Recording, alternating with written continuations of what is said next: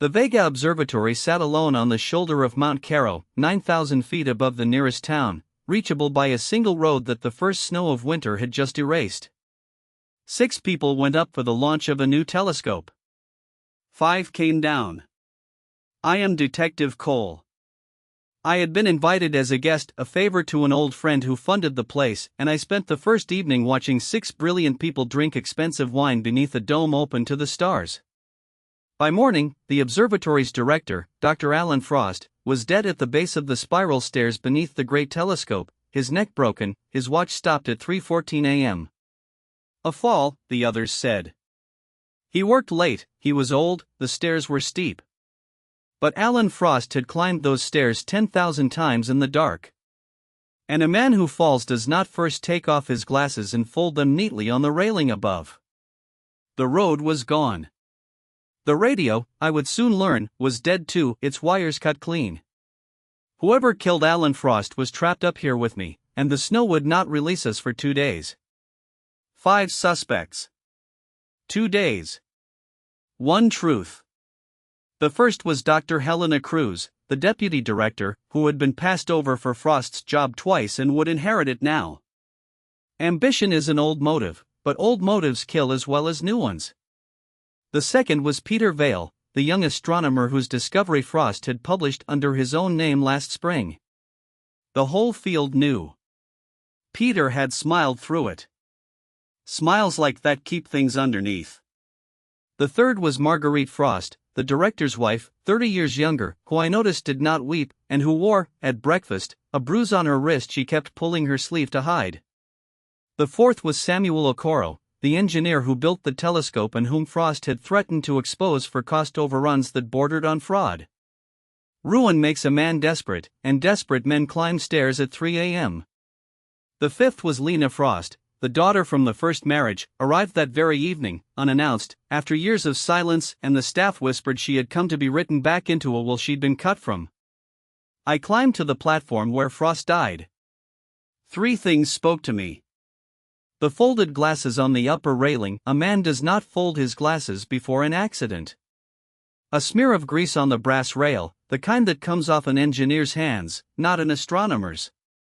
And the observation log, the great leather book where every night's watchers signed in, its last page torn out, the stub still caught in the binding. Here is your moment, detective.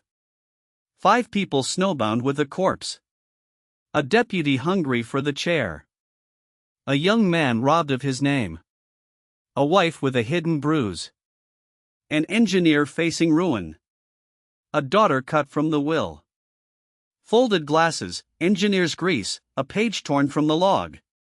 Who killed Alan Frost? Stop the tape. Choose. Then climb with me.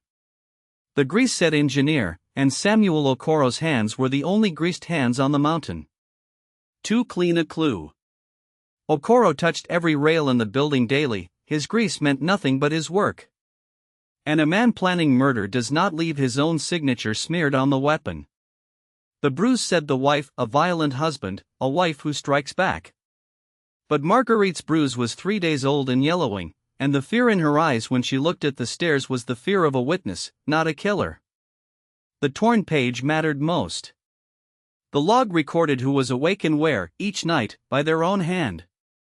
Someone had torn out the final night to erase their own name from it, to hide that they had been on the platform at 3:14.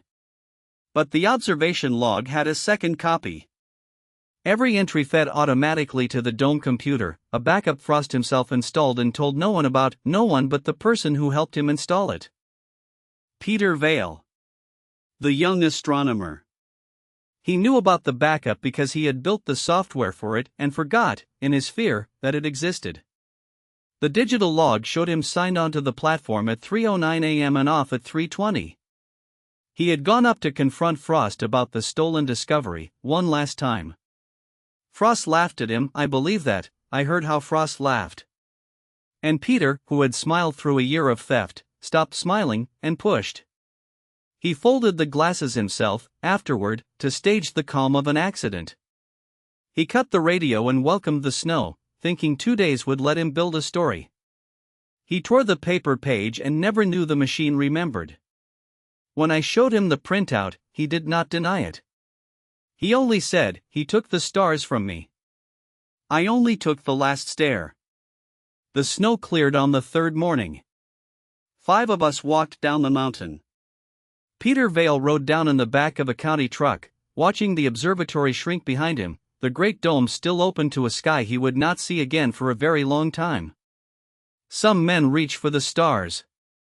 This one reached for the man who stole them, and fell further than any fall. I am Detective Cole.